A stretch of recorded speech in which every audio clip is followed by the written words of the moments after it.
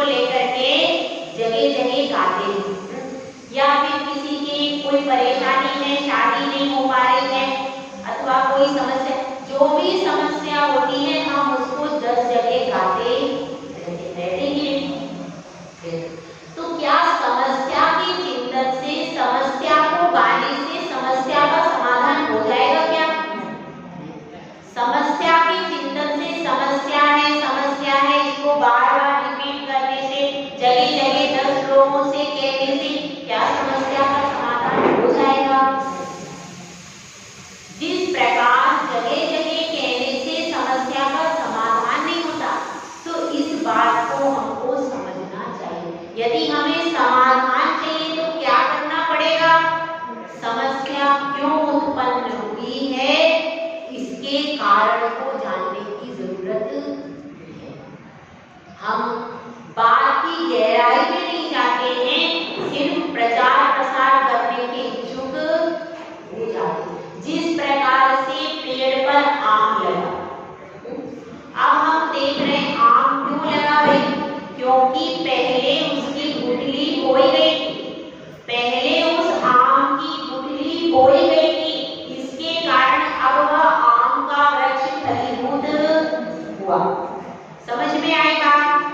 आम का वृक्ष फलीभूत क्यों हुआ? क्योंकि पहले 4 साल पहले, 5 साल पहले उसमें आम की गुठली बोई थी, जिसके कारण आज वह वृक्ष फलीभूत हुआ। इसी प्रकार से जब भी कोई समस्या उत्पन्न होती है तो उसका कारण जरूर कहीं ना कहीं होता है।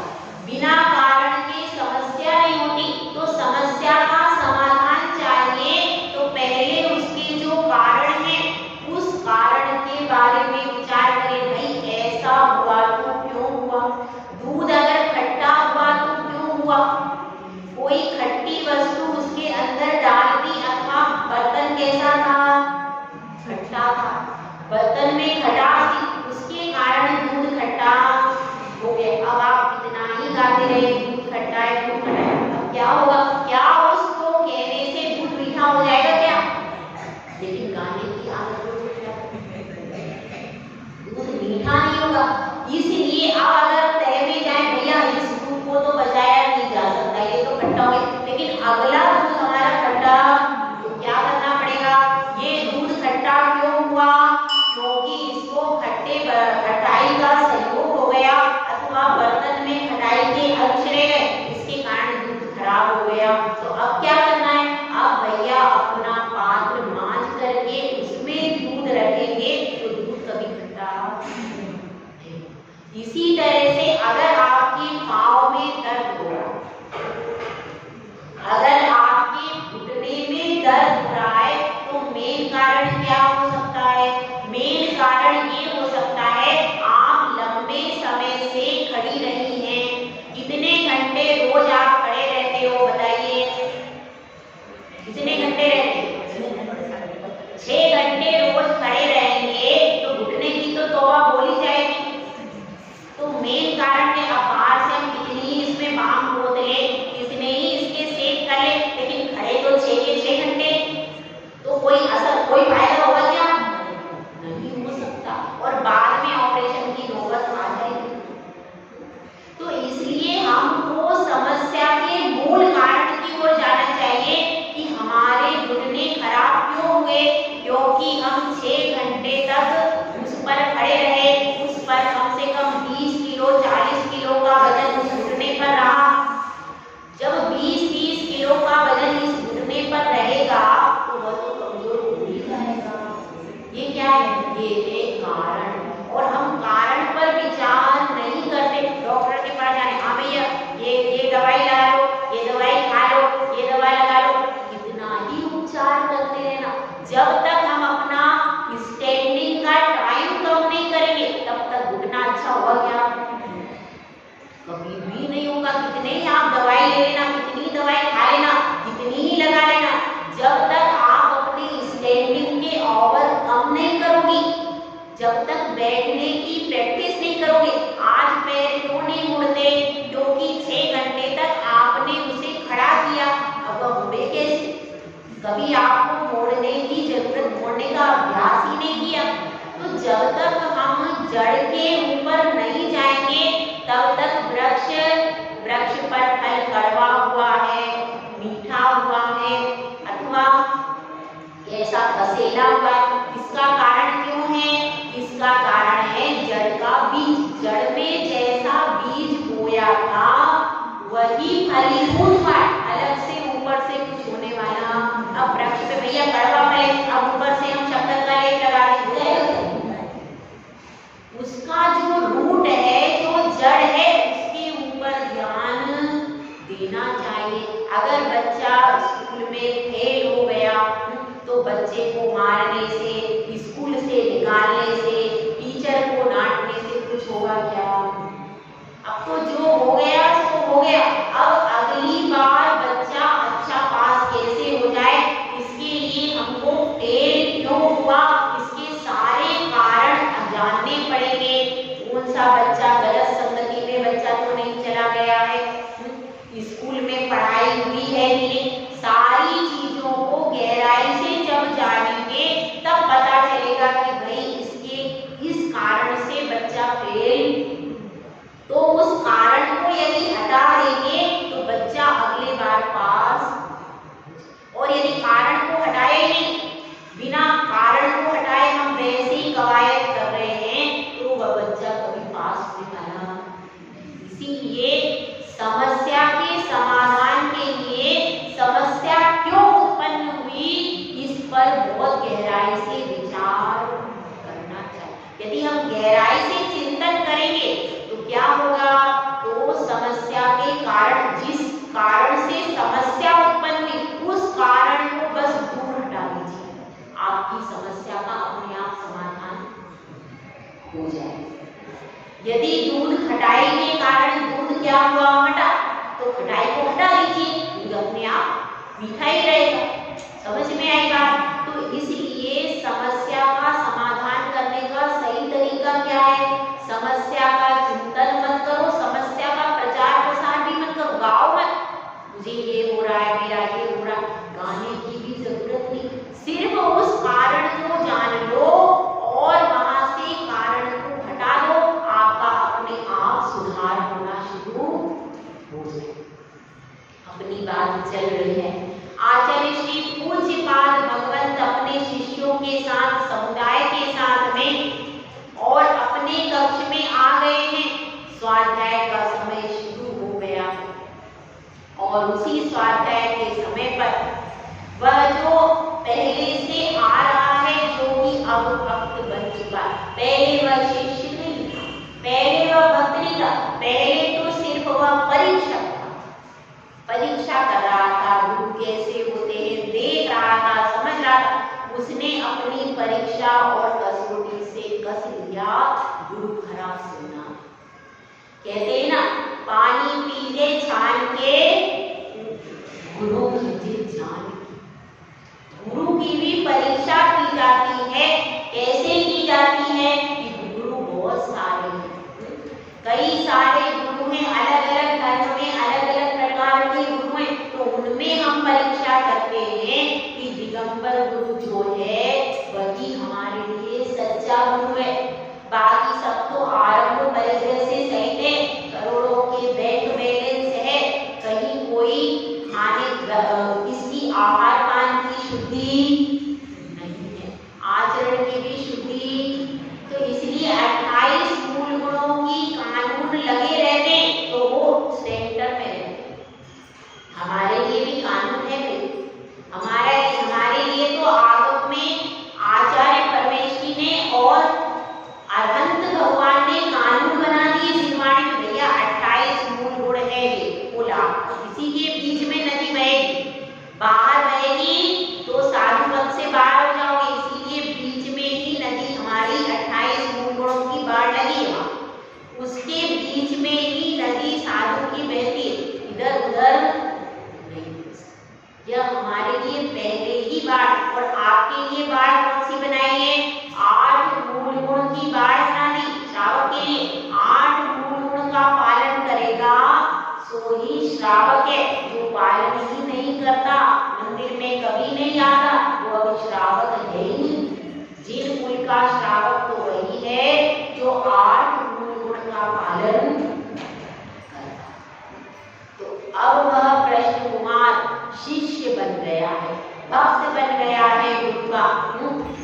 अब वह सोच रहा है कि मुझे तो अब मोक्ष मार्ग पर आगे बढ़ना है, मैं अब इनको गुरु बना चुका हूँ। उसने मन में भाई बाहर से श्रीफल नहीं रखा, लेकिन अंतरंग से तो गुरु उनको बना। मेन अंतरंग में यदि आपने किसी को बिठा लिया, हृदय के आसन पर किसी को हृदयाधीश बना लिया, तो वह आपका पूरा जीवन उसको अपने आप समर्पित हो जाता है। उससे केवल बाहर से श्रीफल चढ़ाना महत्वपूर्ण नहीं, अंदर से हृदय के आसन पर बिठाना। तो इस तरह से अपने हृदयासन पर उनको हृदयाधीश बना करके विराजमान कर लिया, जिसको आचार्य पूज्यपाद भगवंत को उसने कर लिया है। और फिर कह रहा है वह गुरुदेव से, गुरुदेव आपने मेरी अंतर्दृष्टि खोल दी। मैं अब चाहता हूँ कि कर्मों का बंध नहीं हो। आप सब भी तो यही चाहते हो कि अब आगामी जो कर्म बंधे हैं वो तो मैं नहीं जानता भाई कौन से बंधे, कितने बंधे, कब तक बंधे, लेकिन मैं अब यह चाहता हूँ प्रभु, हे मेरे गुरु, ये चाहता हूँ कि अब आगामी कर्म मुझसे नहीं। सब चाहते हैं आगामी जो कर्म बंध हो तो भैया कैसा हो, आगामी कर्म बंध ना हो। सबसे बेस्ट क्या है कि कर्मों का बंध हो ही नहीं, ना पुण्य बंधे ना पाप बंधे, क्योंकि दोनों ही संसार में रोके रखने में कारण तो है। फिर भी पुण्य कथनचित उपादेय भूत है, लेकिन कोई भी जीव कर्मों को चाहता नहीं है। कर्म तो दुख का ही कारण है, और विशेष तौर से पाप कर्म तो मुख्य रूप से दुख का ही कारण है। तो इसलिए वह जीव जो कि अब दीक्षा की इच्छा कर रहा है, क्या इच्छा है उसकी, दीक्षा की इच्छा कर रहा है, वह चाहता है कि आठों कर्म मुझसे दूर हो जाएं और मैं मोक्ष को प्राप्त करूं। ऐसे मोक्ष की इच्छा वाला मुमुक्षु जीव हो गया है वो कौन, कृष्ण कुमार अब मुमुक्षु जीव हो गया है। और वह जब मुमुक्षु हो गया है तो वो गुरुदेव से पूछ रहा है, प्रभु मैं परमात्मा बनना चाहता हूँ, परमात्मा की इच्छा लेकर के बैठा हूँ, लेकिन ये सारे 8 कर्म बंधे हुए, तो मैं बंधन में समझता हूँ अपने आप को, कर्मों के बंधन में जकड़ा हुआ हूँ। कैसे इस कर्म बंध से रहित हो जाऊं? ऐसी इच्छा आपको होती नहीं कि ये सारे कर्मों के बंधन टूट जाए, कभी इच्छा होती है क्या? होती है। तो इच्छा होना चाहिए कि ये सारे कर्मों के बंधन टूट जाएं और हम भी भगवान की तरह ध्यान अवस्था में जाकर के कहाँ विराजमान हो जाएं, मोक्ष शिला। तो इसलिए उसने प्रश्न पूछा है, हे प्रभु कर्मों का बंधन कैसे टूटे, कर्मों की कारणों से मैं कैसे मुक्त हो जाऊंगा? तो गुरुदेव एक श्लोक का निर्माण करते हैं, बध्यते मुच्यते जीवा सर्वो निर्ममः क्रमात् तस्मात् सर्व प्रयत्नेन निर्ममत्वं विचिन्तयेत्। इसमें बताया गया है यह जीव कर्मों से बनता है। कैसे बनता है? समो बध्यते मुच्यते जीवा, एक जीव कर्मों से बनता है। कैसे बनता है? ममत्व परिणाम, जब वह ममत्व परिणाम करता है तो कर्मों से बंध जाता है। और समो मुच्यते, समता परिणाम करता है तो मुच्यते यानी कर्मों से मुक्त हो जाता है।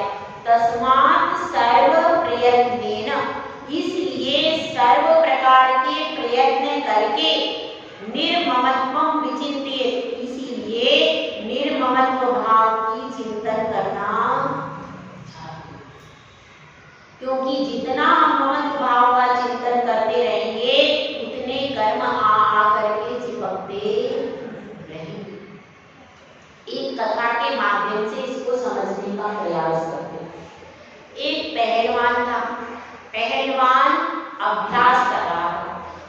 पहलवान करते हैं, वर्जिश करते हैं तो शरीर पर खूब सारा तेल लगा लेते हैं, क्योंकि तेल आदि लगाने से जो वर्जिश करते हैं वो हाथ पैर कैसे इजीली घूम जाते हैं, मांसपेशियां इजीली उसमें कार्य कर लेती हैं। तो बहुत सारा उसने तेल लगा लिया और अखाड़ा था तो क्या होता, धूल था, सब धूल फैली हुई थी। अब उसने अखाड़े में खूब वर्जिश करी। अब क्या हुआ, वर्जिश के बाद वो आकर के बैठ गया और एक दूसरा पहलवान था, उसने तेल नहीं लगाया, ऐसी वर्जिश की। अब दोनों पहलवान आकर के पास पास बैठे।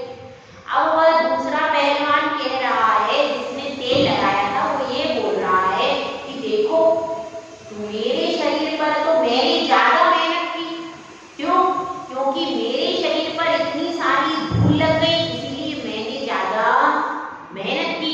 तो दूसरा पहलवान कहता है नहीं, मेहनत तो मैंने भी की। फिर जब तुमने मेहनत की, मैंने मेहनत की, जब दोनों की मेहनत समान है तो तुम्हारे शरीर पर मैल ज्यादा क्यों लगा, और जिसने तेल नहीं लगाया उसके शरीर पर मैल धूल कम क्यों लगी। एक का शरीर निर्मल है, मेहनत दोनों ने की है, लेकिन एक का शरीर कैसा है, निर्मल है, धूल उस पर चिपकी, और एक का शरीर धूल से मलिन है। तो क्या कारण है, कारण इसका यह है कि उसने पहले तेल लगा लिया।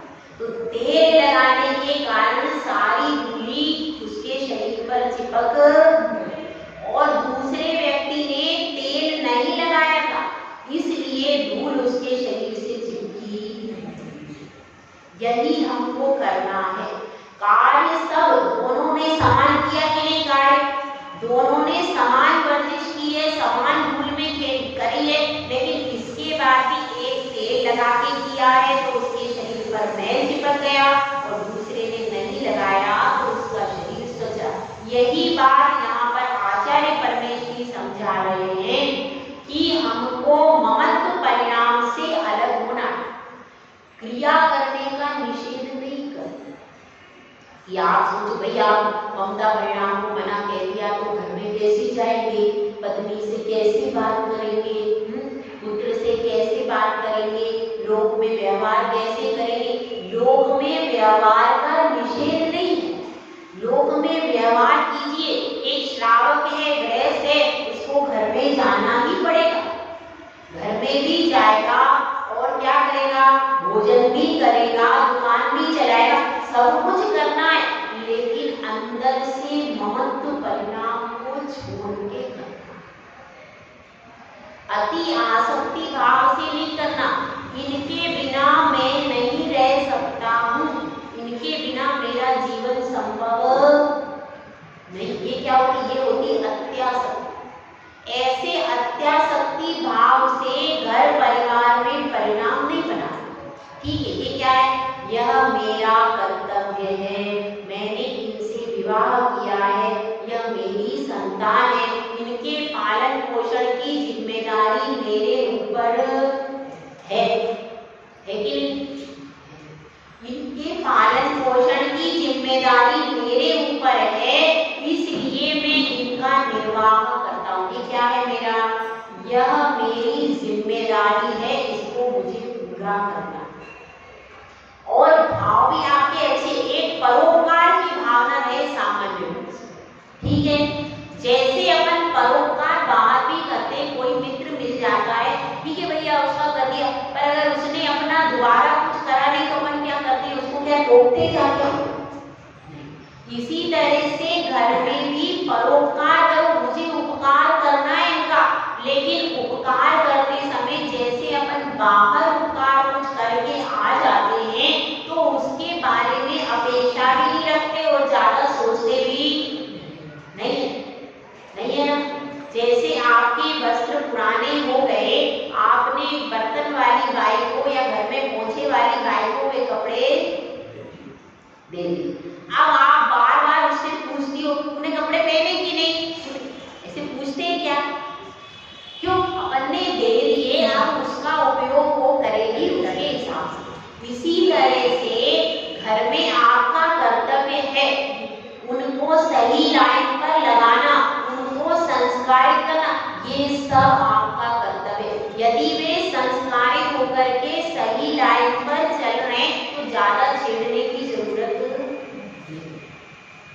ठीक है, यदि बहू आ गई है, भोजन पूरा बना करके आपको दे रही है, उसके बाद भी आप इसमें ऐसा टुक टुक नहीं करना।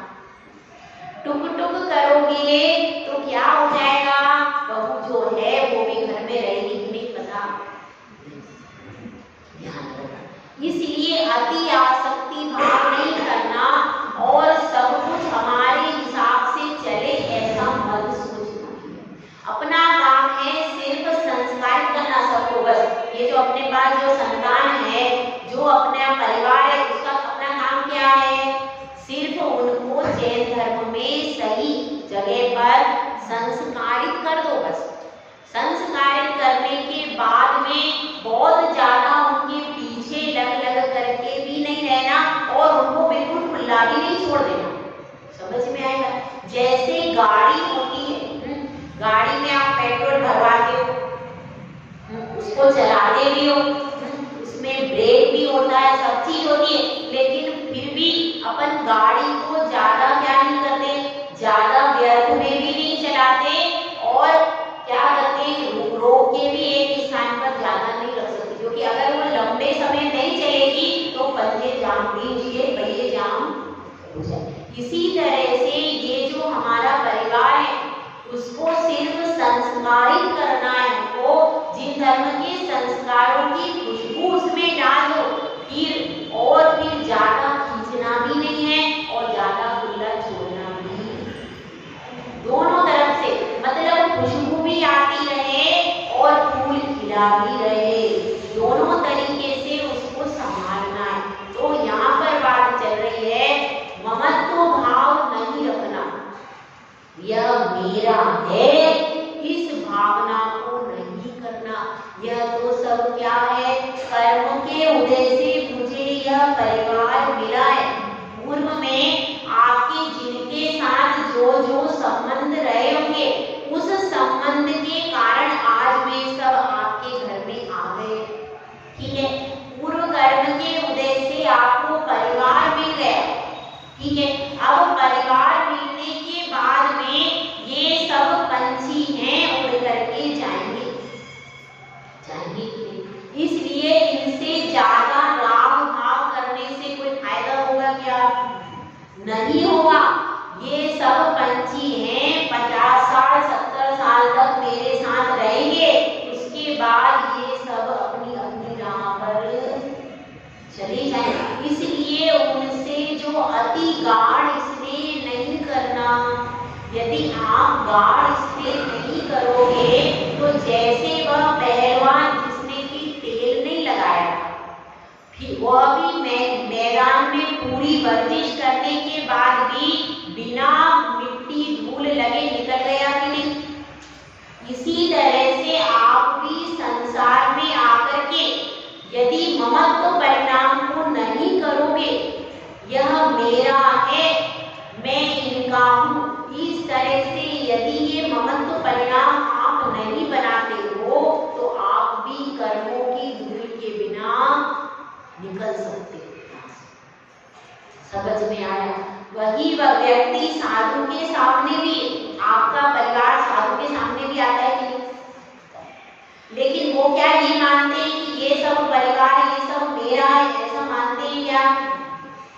इसी तरह से आपको भी घर में रहना है, जिम्मेदारी पूरी करनी है, लेकिन ये मेरे हैं, इस ममत्व परिणाम के बिना जिम्मेदारी पूरी करो। मेरा कर्तव्य है, मैं अपना कर्तव्य कर रही हूँ। इस तरह से यदि करते हैं तो फिर कर्मों का बंध कम होता है और उतना नहीं होता, मतलब अशुभ कर्म का बंध नहीं होगा। और जब पूजा करो, दान करो तो उसको बहुत गहराई से करो, भगवान के प्रति, स्वाध्याय के प्रति तो पूर्ण समर्पित होकर के लगे रहो। लेकिन जब घर में रहते हो तो केवल जिम्मेदारी पूरी करने का भाव रखो। यही यहाँ पर समझा रहे कि ममता से जीव क्या होता है, बनता, ममता से बनता है और समता से छूटता है। यदि आप समता परिणाम रखोगे, समता परिणाम क्या है, समता परिणाम का अर्थ है जहां पर ममत्व भाव हटा देते हैं, सब समान भाव है, पुत्र भी है, स्त्री भी है, पिता भी है और कोई अजनबी भी आके बैठा, भैया सब साधर्मी बंधु है। कौन है सब? सब साधर्मी बंधु है। जिस प्रकार से समूह शरण में सुंदर सुंदर देवांगनाएं भी बैठी है, सुंदर सुंदर आभूषणों से सुसज्जित अत्यंत सुंदर देवता भी बैठे और उसमें क्रूर त्रियंच भी बैठे हैं, नेवला भी है, सर्प भी है, हाथी भी है, शेर भी है, घोड़ा भी, इस तरह से नाना प्रकार के, बिल्ली भी है, मांसाहारी है कुछ जीव अच्छे नहीं दिखते और उसमें श्रावक श्राविकाएं भी बहुत सी बैठी हैं, कुछ स्त्रियां अत्यंत सुंदर है, कुछ स्त्रियां अच्छी नहीं दिखती। सब तरीके के जीव बैठे कि नहीं समूह शरण में। 12 सभा में भवनवासी व्यंतर देव भी बैठे, तरह तरह का विकृत रूप बना के भी बैठे। तो इस तरह से बहुत सारे 12 सभा में जीव बैठे, लेकिन केवली भगवान जब देखते हैं तो सबको समता से देखते। उनके मन में ये रहता कि भाई ये सुंदर है, इससे मैं अच्छे से इसको उपदेश पहले दे दूं, यह रूप है, इस तरीके का यह देवांगना है, इस तरह का कोई विकल्प उनके मन में नहीं। यह है सर्वोच्च समता। सर्वोच्च समता कौन धारण करता है? समूह शरण में केवली भगवान सर्वोच्च समता धारण करते, तो हम उतनी तो धारण नहीं कर सकते, क्योंकि उनका तो राग द्वेष पूरा विलीन हो गया। तो हम क्या कर सकते हैं? हम अपनी स्टेज में भी समता को धारण कर सकते हैं। कुछ समय के लिए तो उस समता को धारण कर सकते हैं, राग द्वेष के विकल्पों को कम कर सकते कि नहीं कर सकते। अगर हम चाहें तो राग द्वेष के विकल्पों को कुछ समय के लिए ही कम कर सकते। यदि हम राग द्वेष के विकल्पों को कम करेंगे, समता को धारण करेंगे, तो उसका लाभ किसको मिलेगा? किसको मिलेगा? स्वयं हमको मिलेगा, दूसरे को मिलेगी नहीं। उसकी कोई दूसरे की बात यहाँ पर नहीं हुई। जितना भी जिनागम है वह केवल खुद सुधरने के लिए है, दूसरे को सुधारने के लिए आप नहीं। इसके लिए है स्वयं आप अपने परिणाम अच्छे बनाओ, स्वयं समता को स्वीकार करो। इसके लिए क्या है? इसके लिए जिनवाणी। यहाँ पर जिनवाणी की ये विशेषता है, जितना भी उपदेश होता है केवल स्व आत्मा के लिए होता है, पर के लिए कोई उपदेश इसमें नहीं है। तो यहाँ पर आचार्य परमेश्वर कह रहे हैं, यदि तुम सुख शांति वास्तव में चाहते हो तो क्या करना पड़ेगा? सबसे पहले राग द्वेष को कम करो, कषाय को कम करो और समता परिणाम को स्वीकार करो। इसीलिए साधु 3 टाइम सामायिक करते। मुख्य कारण क्या है कि यदि किसी से ममत्व परिणाम जागृत हो गया हो, राग द्वेष की परिणति बन गई हो, तो 3 बार तो सामायिक में बोलते हैं खम्मामी सब जीवाणम, और इसमें प्रतिक्रमण में 2 बार बोलते, तो 5 बार तो बोलना कंपलसरी है साधु के लिए। क्या बचेगा बताइए? 5 बार तो बोलना है। इसीलिए और आप लोगों को भी बताते हैं कि कम से कम दिन में 1 बार तो सामायिक करना चाहिए। शांति से बैठ करके भगवान के चरणों में 1 बार तो अपने परिणामों का आकलन करो। सामायिक वास्तव में क्या है? हमारे अच्छे बुरे परिणाम कैसे बन रहे, उन परिणामों का आकलन करें। उन परिणामों की गणना करना क्या है? सामायिक है। और अधूरे परिणामों को प्रशस्त परिणामों में लेकर के आए, यही वास्तव में सामायिक है। तो इसमें इसीलिए तस्मात् सर्व प्रयत्नेन, इसीलिए सब प्रकार से चारों ओर से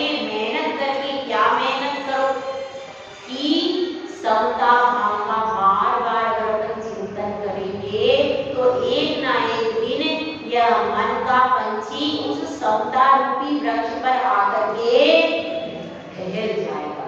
तो जब हमको केवली बनना है तो पहले से ही अभ्यास चालू कर दो। घर में ज्यादा विकल्पों में फंस करके राग द्वेष कसाय मत करो। तो अपनी समता को अपन अंदर अपने भीतर प्रतिफलित कर लेंगे। जय बोला जय सुंदर सा महाराज की जय।